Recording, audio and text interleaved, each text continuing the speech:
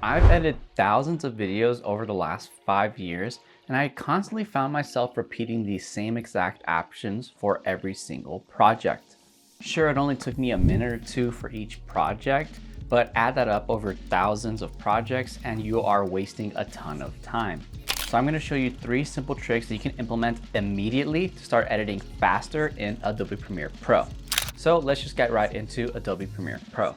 All right, so we're gonna open up Adobe Premiere Pro, and you'll actually see in my recent projects, I already have what I'm gonna teach you, which is creating a template project. So let's open that up so you can see what we're going to be building. So when you open the project, you'll see I already have a bunch of bins, and some of them already have some assets within them, like right here in sound effects and the smart adjustment layers, which we'll be covering next. So I'm going to delete everything here so we can start from scratch and go through step by step how I built this. All right, so we're going to start in the project bin folder here. And instead of selecting import media, we're going to actually just start creating bins, which you can do by scrolling down here to the folder icon. And we're going to call this one audio. And you can also create bins by using Command B. And we're just going to do that. So I'm going to add audio. I like calling things footage. We'll make another one here. I like having one for MSX, which is just for music. Next, we can do graphics, which is GFX for me.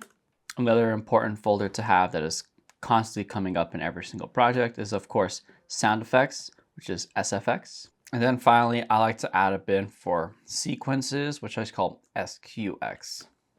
Now, all we have to do is hit Command-Shift-S, and we can call this template. Now, whenever we open Adobe Premiere Pro, I'm going to go back to the project view window. We can open our template project here.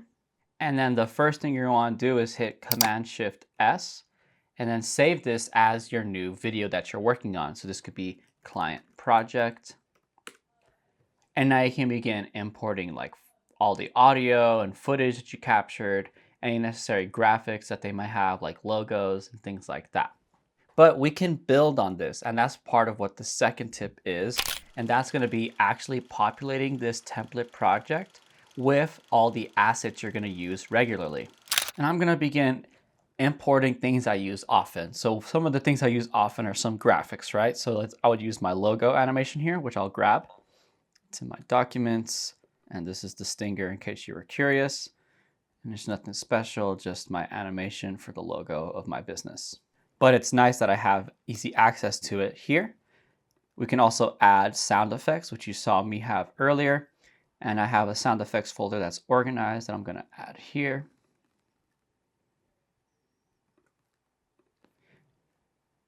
And now we can close all these folders so that they're a little more organized. And now we can hit Command-S and save this new template project.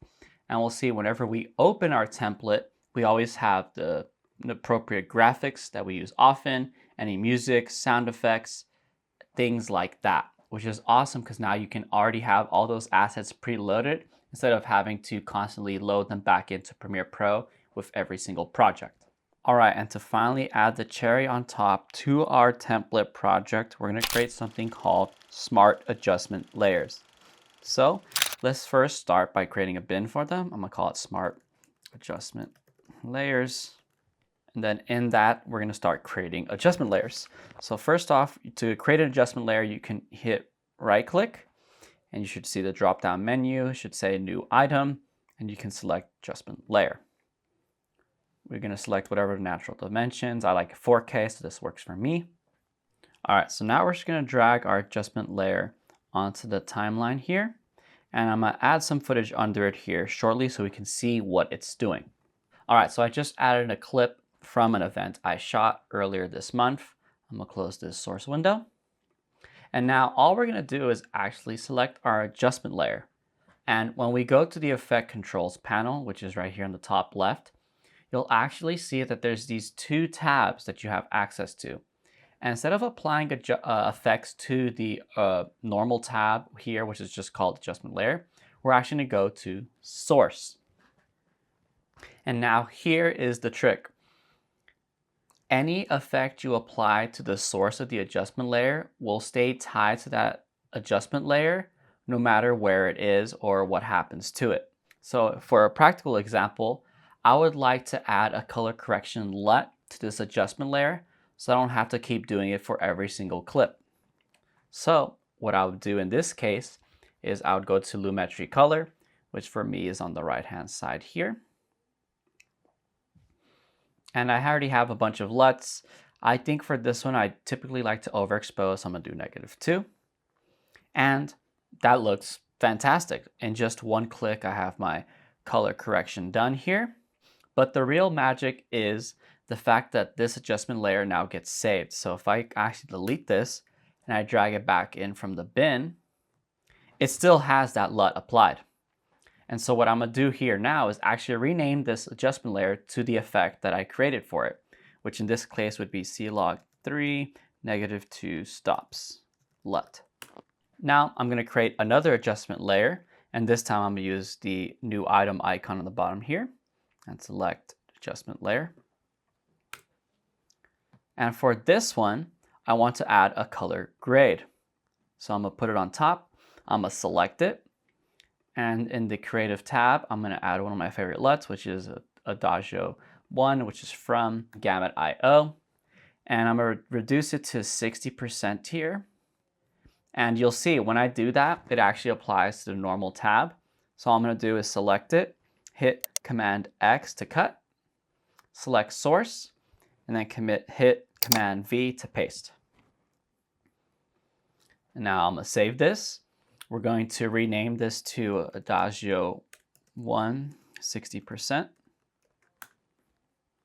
And now once again, if I delete these two layers, we'll see that the footage is at raw. But now all I have to do is drag this adjustment layer and then drag this adjustment layer. And we go from raw footage to color graded masterpiece in just 2 simple steps. And one more way I like to use the adjustment layers is to give that widescreen crop. So once again, we're going to create a new adjustment layer here. We're going to apply that on top of our footage. Now with that selected, we're going to open Effects and we're going to look for crop. And I believe for this, it's actually 12% for the bottom and then 12% for the top. And now we have a widescreen aspect ratio applied over our footage using this adjustment layer. But once again, it's being applied to the adjustment layer. We need to apply it to its source. So we're gonna Command X and Command V. And now we can rename this adjustment layer to widescreen crop. And we can take it off our timeline. And if we wanted it back in, we just drag it, drop it in. And we have a widescreen aspect ratio applied over our footage. You can get really creative with this, and I can keep going. And if you want a separate video on that, let me know and I'll work on that. Now that you're all set up to start editing faster in Adobe Premiere Pro, you can check out this video next where I cover all the plugins I use in pretty much every single project that boost the production quality a ton with simple drag and drop effects. Thank you so much for watching all the way until the end. I appreciate every single one of you who do.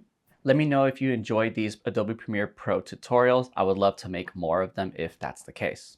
With that, I'll see you guys in the next video. Peace.